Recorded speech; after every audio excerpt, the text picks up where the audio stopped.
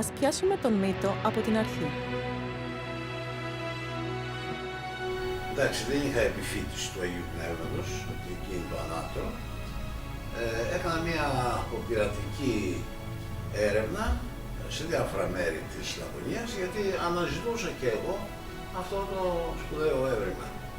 Και είχα πιστεί ότι δεν το έχουν βρει άλλοι. Το ανάκτορο του Μενέλαου και της Ελένης. Όταν ήρθε ο Σπυρόπουλος, το μεράκι του ήταν να βρει το ανάκτορο του Μενέλαου. Αυτό είναι το μεγάλο του όνειρο.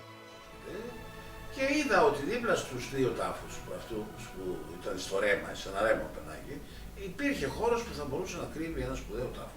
Και του είπε να κάνεις εδώ μία τομή. Και την επόμενη μέρα είχε βρει το μεγάλο βασιλικό τάφο.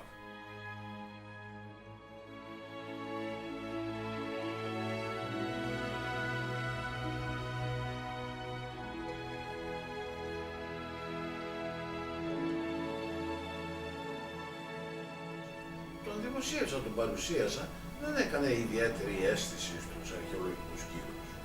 Αλλά τους λέει εντάξει, είναι ένας τάφος στην περιφέρεια, αν και ο Ντίκινσον, ένας Άγγλος αρχαιολόγος, είπε ότι ο τάφος αυτός είχε εξαιρετικές διαστάσεις και θα μπορούσε να είναι μία έδρα, η περιοχή of early rulers, πρώιμων ηγεμόνων. Γιατί ο τάφος πράγματι έδειχνε να έχει κατασκευαστεί νωρίς, γύρω στο 1600 π.Χ.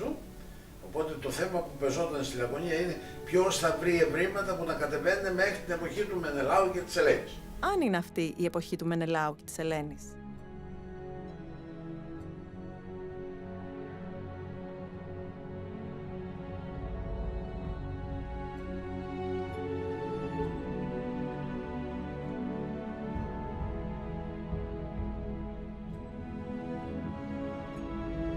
Είναι ο μεγαλύτερος φραγιδοκίνητρος από αγάτη που έχει βρεθεί στο μικηναϊκό κόσμο.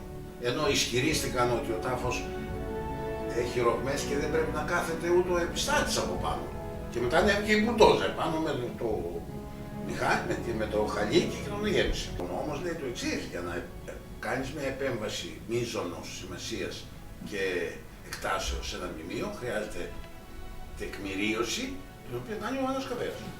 Χρειάζεται έγκριση του ΚΑΣ και χρειάζεται απόφαση του Υπουργού. Όλα αυτά τα κατάπιαμε, βγάλαμε ένα χαρτί που λέμε ο τάφος έχει ρηγματώσεις, να τον χώσεις με άμμο θαλάσσης, θα τον χώσεις τώρα το Μάιο και θα τον ανοίξουμε σε 2 μήνες για να τον, αφού θα κάνουμε εντωμεταξύ τη μελέτη. Σου είπα τι λέει ο νόμος. Όταν σκάβει ένας που έχει πάρει σύνταξη, θα παρακολουθεί την ανασκαφή ένας εκπρόσωπος της εφορίας. Ο Τατούλης τι λέει? Συγκροτούμε επιτροπή αυτοψίας από τους Πέτρο Θέμελη, ομότιμος καθηγητής, Νικόλαος Γιωρές, καθηγητής, Σακελαράκης, Κορέας, καθηγητής, Νικολέτα Βαλάκου, διευθύντρια. Αυτοί οι κύριοι όλοι θα θέλανε ενδεχομένως να τους δώσω το ανάκτορο, να το εντάξουν σε ένα πανεπιστημιακό ίδρυμα και την υπόθεση είχε χρεωθεί ένας αρεοπαγίτης ονόματι Χρυσός. Και στο Συμβούλιο Επικρατείας συνέβη. Στο Συμβούλιο Επικρατείας όχι μόνο δεν τη συζήτησε, αλλά επειδή μου είπε ο γιος μου ότι δεν βλέπω. Ο γιος σας είναι δικηγόρος, ο ένας. Μου είπε ο γιος μου ότι δεν βλέπω, απλώς θα χάσουμε τον καιρό μας. Και δεν πήγαμε και μου κοπανίσανε και ένα πρόστιμο ότι δεν παρέστηκε και πλήρωσε 400 ευρώ.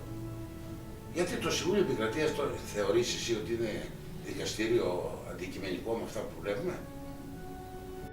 Γιατί είναι στίγμα η περίπτωση του τάφου. Την υποτιμάτε, την ανασκαφή και μετά θέλετε να την πάρετε, να την πάτε στο πανεπιστήμιο για να την σφετεριστείτε. Είμαι σίγουρη ότι γνωρίζουν την υπόθεση. Κι όμως κανείς δεν το ανακοινεί ή... Την πελάνα λες. Ναι, Θα τους έχω γράψει μέσα. Η ακαδημαϊκή κοινότητα εξενόχου συνειδήσεως δεν καταδικάζει τα έσχη της πελάνας. Και γιατί δεν τα καταδικάζει, θα σου πω.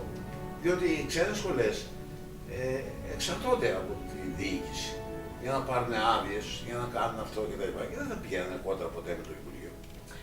Απ' την άλλη, ούτε έχουν βγει επισήμως να καταδικάσουν ή τέλος πάντων να καταρρίψουν τα επιχειρηματά σας. Τίποτα. Υπάρχει μια γενικευμένη σιωπή. Ναι. Πώς το αξιολογείτε? Εξηγείται. Λοιπόν, δεν θέλουμε ούτε το Σπυρόπουλο να καταρρεύσουμε γιατί έχει δίκιο, αλλά δεν θέλουμε να τα χαλάσουμε και με τους άλλους γιατί τους έχουμε ανάγκη. Απλό.